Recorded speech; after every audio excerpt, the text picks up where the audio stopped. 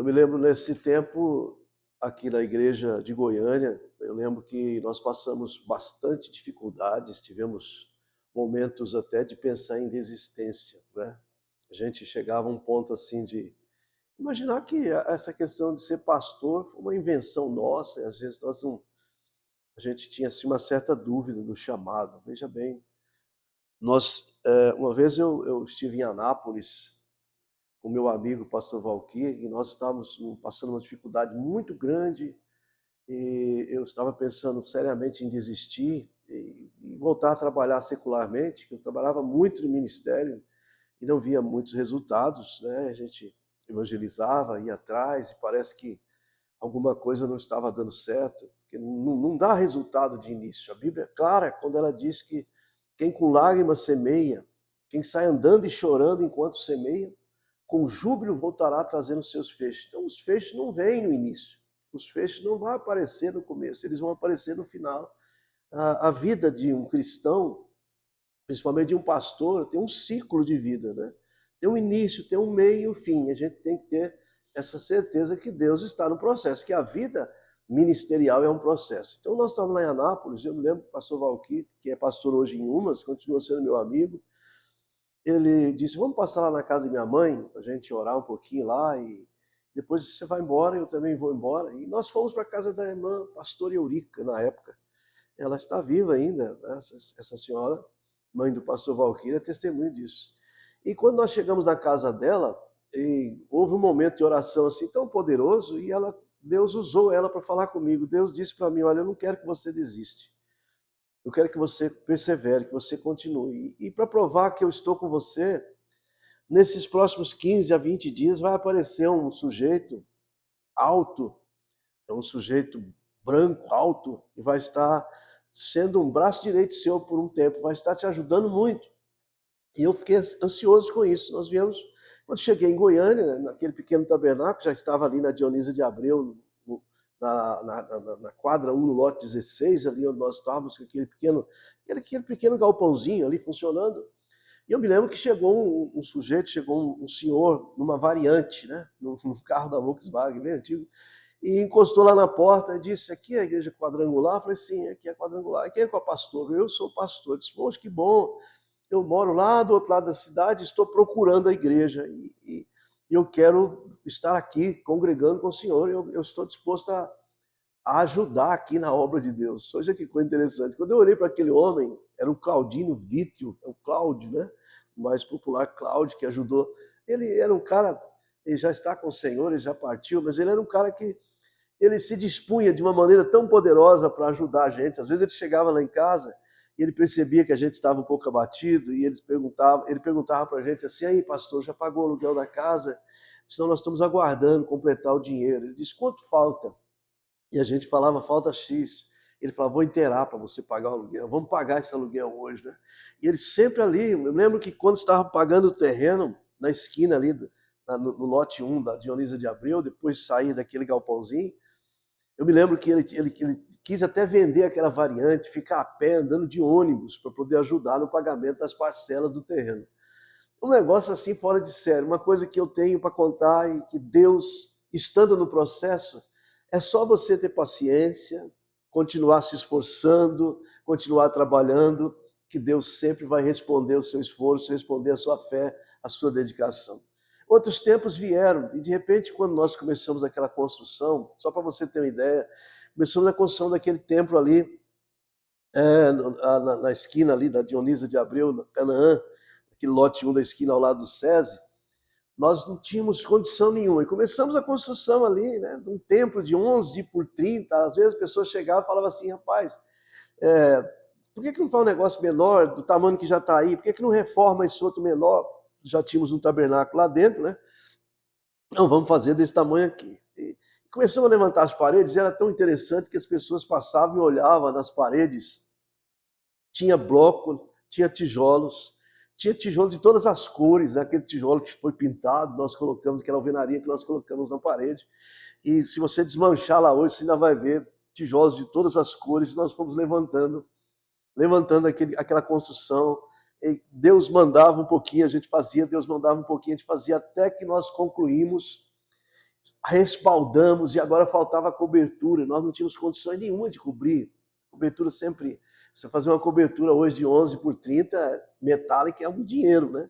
E surgiu um irmão que apareceu e se converteu naqueles dias, sendo trazido para a igreja por um pastor que eu ganhei para Jesus, e ele trouxe aquele irmão para a igreja, e aquele irmão disse, olha, eu quero ajudar aqui na igreja, eu quero fazer essa estrutura, vamos comprar o aço e eu vou fazer essa estrutura. Esse é o irmão Olímpio, que também já está com o Senhor, já está morando com Deus lá. Uma das coisas que a gente vai prestando atenção, a gente vai ficando mais velho, a gente vai lembrando das pessoas que já passaram, que já foram embora, né? Isso é um alerta, isso é uma reflexão, que nós também estamos na lista.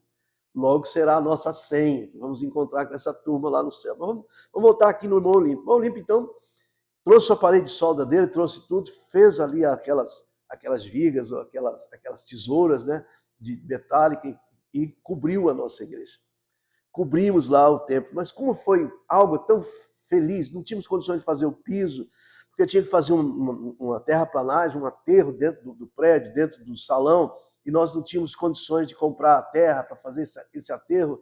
E eu me lembro de um determinado dia, nós estávamos reunidos ali, terminando ali um reboco, né, do lado ali, né? E de repente deu uma chuva muito torrencial.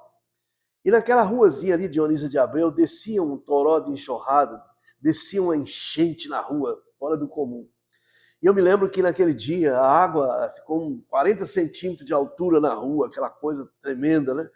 E quando estiou a chuva, nós percebemos que tinha um monte de cascalho na porta do galpão, que a enxurrada trouxe. Isso é coisa interessante. Aí chegaram as máquinas da prefeitura na época, né? Do prefeito era o Darcy Acorce, se não me engano, acho que era o Nion ou o Darcy Acorce, assim, aqui em Goiânia, e nós pedimos para eles não tirar aquela terra que nós íamos colocar para dentro.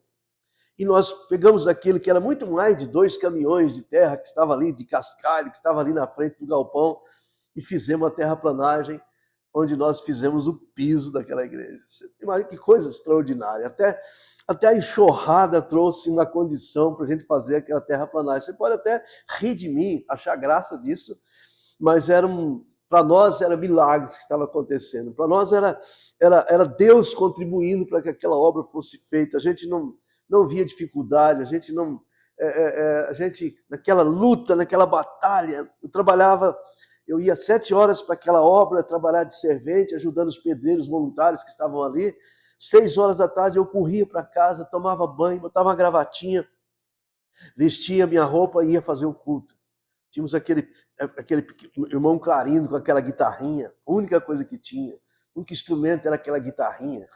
Tinha o irmão Perilo, que está até comigo hoje ainda, que tinha aquele negocinho de ferro, um triângulo, né? Um negocinho de ferro assim que ele ficava batendo, e era nossos grandes instrumentos de som. E a minha esposa cantava, eu cantava, e a gente fazia o louvor, terminava, pregava, orava, expulsava demônio, fazia aquela festa, e a obra deu sequência, a obra continuou. Veja que coisa, um dia eu estava sentado no altar, lá desse templo que nós construímos, agora ele já concluído, e a gente, uma alegria muito grande em ver aquele maravilhoso prédio construído ali, né? Que naquele tempo para nós era maravilhoso, e de repente eu estava agradecendo a Deus sentado no púlpito da igreja, sentado no altar da igreja, e o Espírito Santo falou comigo, eu vou te dar um outro prédio para você construir, só que é muito maior do que esse. Eu levei um choque, né? E ele disse assim, você vai fazer uma igreja de 71 metros de comprimento por 36 de largura. E eu pensei, meu Deus do céu, isso deve ser um negócio da minha cabeça. E passou alguns anos e nós estávamos, então, onde nós estamos hoje, essa catedral, pegando aqui do prédio, aqui do fundo dessa rua aqui, naquela outra rua, na demarcação da catedral, tem exatamente 71 metros e algumas coisas. E no meio ali da catedral tem 36 metros de largura. Que coisa! Deus é um Deus fiel. Deus não falha. Deus é um Deus que cuida da obra. Deus deixa a gente, às vezes, Deus deixa a gente ficar um pouquinho mais esperando chegar para provar o nosso coração. Eu não posso dizer para você que eu passei fome, que a minha família passou fome. A gente demorou um pouquinho mais para almoçar, demorou um pouquinho mais para jantar, mas sempre Deus providenciava. Eu me lembro de algumas coisas que me emociona muito quando eu saía para fazer visitas juntamente com a minha esposa, e um dia alguém chegou lá na igreja e disse assim: vocês benzem a casa da gente? Benzemos, nós podemos benzer sim. E nós fomos lá orar na casa daquela senhora, e era mais ou menos 11 horas da manhã, e nós não tínhamos nada para almoçar, não tinha nada para comer naquele dia, nem para o meu filho, nem para ninguém, porque nós estávamos numa luta travada para fazer a igreja andar. E eu me lembro que nós fomos lá e oramos naquela casa, oramos com aquela irmã, mais tarde ela foi para a igreja, e ela preparou para a gente um lanche extraordinário, nós almoçamos ali, depois preparou para a gente levar para casa. Deus sempre nos conduzia passo a passo, cuidando de nós nessa obra.